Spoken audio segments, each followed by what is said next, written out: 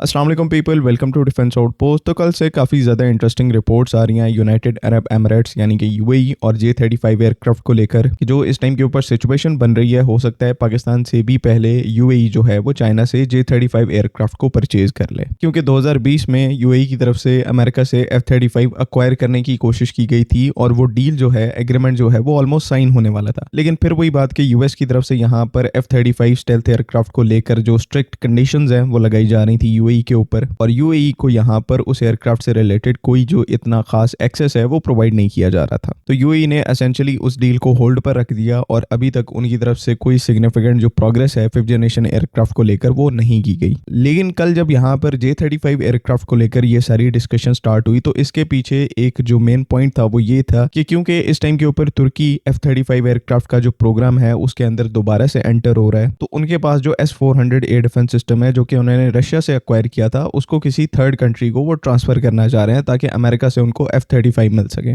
और जो रिपोर्ट्स इस टाइम के ऊपर आ रही हैं वो जो थर्ड कंट्री है वो यूएई हो सकता है। और अगर इन्हीं रिपोर्ट्स की बात माने, अगर यूएई का यहाँ पर एक्चुअल में प्लान है तुर्की का जो S-400 एयर डिफेंस सिस्टम है उसको अक्वायर करने का, तो मीन्स कि यूएई ने यहाँ पर इस टाइम के ऊपर माइंड बना लिया है F-35 एयरक्राफ्ट को अबेंडन करने का, क्योंकि यहाँ पर S-400 एयर डिफेंस सिस्टम को अक्वायर करना यानी कि आप अमेरिका को इस टाइम के ऊपर परमिशन दे रहे हैं कि वो आपको F-35 एयरक्राफ्ट सेल नहीं करेंगे, जो कि अमेरिका की एक पॉलिसी है। तुर्की के साथ भी उन्होंने ऐसा ही किया कि उन्होंने रशिया से S-400 अक्वायर किया तो उनको F-35 के प्रोग्राम से बाहर कर दिया गया। यानी कि जो बेसिक यहाँ से फैक्ट निकल के आता है, यूएई जो है वो F-35 एयरक्राफ्ट को छोड़कर किसी दूसरे 5th जनरेशन एयरक्राफ्ट की तरफ बढ़ना चाह रहे हैं, और जो उनके लिए यहाँ पर एक नेक्स्ट परफेक्ट ऑप्शन है स्टेल्थ एयरक्राफ्ट को लेकर वो ऑब्वियसली चाइना है, जिनके पास डेडिकेटेड 5th जनरेशन एयरक्राफ्ट को मैन्युफैक्चर करने की कैपेबिलिटी है। J-20 हो गया और अब उसके बाद जो इनका लेटेस्ट एयरक्राफ्ट है J-35 उसको भी यहाँ पर मैन्युफैक्चर किया जा रहा है, और जो मल्टीपल मिडिल ईस्टर्न कंट्रीज हैं समेत पाकिस्तान, उनको ये एयरक्राफ्ट पिच किया जा रहा है। 90% रिपोर्ट्स इस टाइम के ऊपर सजेस्ट करती हैं कि J-35 का जो पहला कस्टमर है वो पाकिस्तान होगा, क्योंकि यहाँ पर पाकिस्तान एयरफोर्स जो है वो चाइना के जो स्टेल्थ प्रोग्राम्स हैं उनको काफी पहले से ट्रैक करती आ रही है। एज ओल्ड एज यहाँ पर 2014 से रिपोर्ट्स हैं, जब पाकिस्तान के जो डिफेंस प्रोडक्शन के मिनिस्टर हैं उनकी तरफ से इस चीज को कंफर्म किया गया था कि पाकिस्तान एयरफोर्स 2014 के अंदर चाइना का जो FC-31 एयरक्राफ्ट, जब ये J-35 जो है वो अपनी इनिशियल फॉर्म के अंदर था, तो पाकिस्तान एयरफोर्स ने तब से इंटरेस्ट शोकेस किया था इस एयरक्राफ्ट को अक्वायर करने का। और ये बात यहाँ पर 2014 में पाकिस्तानी गवर्नमेंट के ऑफिशियल ने कंफर्म की थी डॉन न्यूज की। यहाँ पर ये आप एक रिपोर्ट देख रहे हैं जिसमें FC-31 को लेकर यानी कि J-35 एयरक्राफ्ट को लेकर पाकिस्तान एयरफोर्स ने इंटरेस्ट शोकेस किया था बैक इन 2014। लेकिन उस टाइम के ऊपर क्योंकि ये एयरक्राफ्ट जो है वो अपनी इनिशियल स्टेज के अंदर था, तो पाकिस्तान एयरफोर्स की तरफ से वेट करना यहाँ पर प्रेफर किया गया और हमने अपने जो बाकी प्रोजेक्ट्स हैं उनके ऊपर काम स्टार्ट किया, जिस तरह से GF-17 ब्लॉक 3 की जो डेवलपमेंट है वो उस दौर में स्टार्ट हुई थी, यानी कि उसको उस टाइम के ऊपर प्लान किया जा रहा था। तो मकसद बात करने का ये, Pakistan air force Chinese stealth aircraft को और उनकी ऑफर्स को बहुत पहले से ट्रैक कर रही है। चाइना बहुत पहले से चाहता था कि पाकिस्तान एयरफोर्स उनके स्टेल्थ एयरक्राफ्ट को ऑपरेट करे, बिकॉज सिंपल सी बात है कि चाइना और पाकिस्तान की जो एविएशन इंडस्ट्री है, मिलिट्री है, एयरफोर्स टू एयरफोर्स लेवल के ऊपर उसके अंदर कॉपरेशन का जो लेवल है वो काफी ज्यादा है, जिसकी वजह से एक ट्रस्ट बिल्ट हुआ है कि चाइना अपनी जो लेटेस्ट वेपनरी है वो पाकिस्तान एयरफोर्स को सप्लाई कर सकता है। और उसी 2014 की रिपोर्ट का अगर आप यहाँ पर फॉलो अप देखें तो 2024 में जब J-35 एयरक्राफ्ट की जो डेवलपमेंट है वो ऑलमोस्ट कंप्लीट हो गई थी, ये एयरक्राफ्ट कंप्लीट हो गया था, तो बगैर टाइम वेस्ट किए हुए पाकिस्तान एयरफोर्स के चीफ ने यहाँ पर अनाउंस किया कि J-35 को अक्वायर करने की जो फाउंडेशन है उसको एस्टेब्लिश कर दिया गया। तो जो पाकिस्तान एयरफोर्स के लिए J-35 एयरक्राफ्ट को डाउट करते हैं, अभी भी वैसे तो डाउट की गुंजाइश नहीं बनती, बस उनके लिए यहाँ पर यह है कि उनकी होश से पहले पाकिस्तान एयरफोर्स जो है वो इस J-35 एयरक्राफ्ट के प्रोग्राम से लिंक्ड है, और definitely without any doubt future में ये एयरक्राफ्ट पाकिस्तान एयरफोर्स की सर्विस का हिस्सा बनेगा। जहां पर ये डिबेट है कि किस कंट्री को ये एयरक्राफ्ट पहले मिलेगा, या यूएई को मिलेगा या पाकिस्तान को मिलेगा, तो इसमें ये जो पर्टिकुलर डिबेट है ये स्टार्ट से ही गलत है, बिकॉज इसके अंदर मल्टीपल फैक्टर्स हैं जिनको डिस्कस किए बगैर एक फाइनल पॉइंट ऑफ व्यू बनाया गया है कि यूएई को या फिर कतर को J-35 एयरक्राफ्ट जो है वो पहले मिल जाएगा, और सिर्फ इस वजह से कि पाकिस्तान की जो फाइनेंशियल कंडीशन है वो वीक है, जिसकी वजह से J-35 एयरक्राफ्ट को हम जल्दी अक्वायर नहीं कर सकते। तो फाइनेंशियल इशू पाकिस्तान एयरफोर्स को जो है वो तो बहुत पहले से एग्जिस्ट करता है। क्या तब से हम अपनी कैपेबिलिटी के ऊपर कॉम्प्रोमाइज करके अपनी जो प्रोक्योरमेंट्स हैं उनको डिले कर रहे हैं? ऐसा बिल्कुल भी नहीं है। जिस प्रोक्योरमेंट की रिक्वायरमेंट होती है उसको अपने टाइम के ऊपर एग्जीक्यूट करते हैं। बाकी यूएई पाकिस्तान से पहले J-35 एयरक्राफ्ट को परचेज कर लेगा, इसकी जहां तक बात है तो इसमें भी यहाँ पर कोई लंबी चौड़ी रॉकेट साइंस नहीं है। आप सबको पता है यूएई एयरफोर्स और यूएई मिलिट्री इस टाइम के ऊपर किस इकोसिस्टम के तहत ऑपरेट करती है, जो कि टोटली एक वेस्टर्न इकोसिस्टम है। चाहे आप इनके जो लॉन्ग रेंज के रेडार सिस्टम्स हैं उनको देख लें, एयर डिफेंस सिस्टम्स को देख लें जहां पर थैड और पैट्रियोट जैसे एयर डिफेंस सिस्टम्स को ऑपरेट किया जाता है, चाहे फाइट एयरक्राफ्ट देख लें F-16 ब्लॉक 70 जैसे, ये सब वेस्टर्न ओरिजिन के, यूएस ओरिजिन के हैं। और इन सिस्टम्स के अंदर जब आप एक ईस्टर्न ओरिजिन का फाइटर J-35 एयरक्राफ्ट जैसा, वो भी 5th जनरेशन एयरक्राफ्ट, उसको लाकर प्लग इन करने की कोशिश करते हैं, तो पहले तो इनकम्पैटिबिलिटी है, यानी कि जो एग्जिस्टिंग इकोसिस्टम है वो J-35 एयरक्राफ्ट के लिए बना ही नहीं है। और 5th जनरेशन एयरक्राफ्ट जो है वो इकोसिस्टम हंग्री एयरक्राफ्ट है, नेट सेंट्रिक एनवायरनमेंट उनको चाहिए होती है सही तरीके से ऑपरेट करने के लिए, जो कि यूएई बना तो सकता है अगले 5 साल में, लेकिन अभी उनके पास ये इकोसिस्टम जो कि J-35 को सपोर्ट कर पाए वो सिरे से एग्जिस्ट नहीं करता। दूसरा, यहाँ पर पहले बताया यूएई के पास जो एयर डिफेंस सिस्टम या बाकी डेटा लिंक सिस्टम्स हैं वो वेस्टर्न ओरिजिन के हैं, और इवन यूएई के अंदर यूएस मिलिट्री की बहुत बड़ी प्रेजेंस भी मौजूद है। तो मैं समझने में यहाँ पर थोड़ा सा कंफ्यूज हूँ कि चाइना ऐसी कंट्री को क्यों अपना टॉप ऑफ द लाइन एक 5th जनरेशन एयरक्राफ्ट सेल करेगा, जो कि उनकी नेवी खुद इस्तेमाल करेगी उस कंट्री को जहां पर यूएस मिलिट्री की प्रेजेंस मौजूद है, उनके सिस्टम्स मौजूद हैं जो कि उस J-35 एयरक्राफ्ट को एक्टिवली कॉम्प्रोमाइज कर सकते हैं। फिर लोगों का यहाँ पर पॉइंट होता है कि यूएई के पास पहले से चाइनीज इक्विपमेंट एग्जिस्ट करता है, उनके पास ड्रोन्स चाइनीज हैं CH-4 जैसे, उसके बाद L-15 ट्रेनर एयरक्राफ्ट भी इवन यूएई ऑपरेट करता है। तो अगेन वही बात कि इस इक्विपमेंट में और एक डेडिकेटेड 5th जनरेशन एयरक्राफ्ट के अंदर एक बहुत बड़ा डिफरेंस होता है। सिंपली इस इक्वेशन में आप एक 5th जन एयरक्राफ्ट को नहीं रख सकते कि यूएई अगर बाकी इक्विपमेंट ऑपरेट करता है तो चाइना उनको J-35 एयरक्राफ्ट भी प्रोवाइड कर देगा। मैं ये यहाँ पर बिल्कुल नहीं कह रहा कि चाइना यूएई को बिल्कुल भी J-35 एयरक्राफ्ट ऑफर नहीं करेगा। ऑब्वियसली वो ये एयरक्राफ्ट जो है मिडिल ईस्टर्न कंट्रीज को ऑफर करेंगे, लेकिन इस चीज को करने के लिए, पॉसिबल बनाने के लिए थोड़े टाइम की रिक्वायरमेंट है, क्योंकि अभी तो उस पूरे रीजन के अंदर यानी कि मिडिल ईस्ट के अंदर अमेरिका पूरी तरह से एक्टिव है, इजराइल पूरी तरह से एक्टिव है, और आपको पता है कि यूएई इजराइल और अमेरिका के साथ कितना ज्यादा अलाइन होता है। और यहाँ पर हम ये बात भी नहीं कर रहे किस तरह से यूएई एयरफोर्स जो है वो J-35 के साथ उनका कोई कंपैटिबल सिस्टम एग्जिस्ट नहीं करता। तो वही बात जैसे मैंने पहले एक्सप्लेन किया कि बहुत सारे ऐसे फैक्टर्स हैं जो कि इस टाइम के ऊपर एड अप नहीं होते, और एक टाइम फ्रेम की रिक्वायरमेंट है कि 4 से 5 साल, यानी कि 4 से 5 साल लगेंगे J-35 एयरक्राफ्ट के मिडिल ईस्ट पहुंचने के अंदर, क्योंकि रीजनल डायनामिक्स का चेंज होना यहाँ पर काफी ज्यादा इंपॉर्टेंट है। वहीं पर पाकिस्तान की जो रिक्वायरमेंट है J-35 एयरक्राफ्ट को लेकर वो काफी ज्यादा डिफरेंट है। इस एयरक्राफ्ट को इनिशियली सपोर्ट और ऑपरेशनलाइज करने के लिए पाकिस्तान एयरफोर्स के पास सारा इकोसिस्टम मौजूद है जो कि इस एयरक्राफ्ट को कॉम्प्रोमाइज भी नहीं करेगा और इसके साथ कंपैटिबिलिटी भी रखता है। और फाइनेंसिंग का इशू यहाँ पर इतना एग्जिस्ट क्यों नहीं करता, बिकॉज पाकिस्तान के केस में यहाँ पर चाइना के लिए रीजनल जो एडवांटेज है वो भी कहीं ना कहीं फैक्टर इन हो जाता है, बिकॉज चाइना और पाकिस्तान का जो एडवर्सरी है जिनको उन्हें काउंटर करना है जो कि इंडिया है,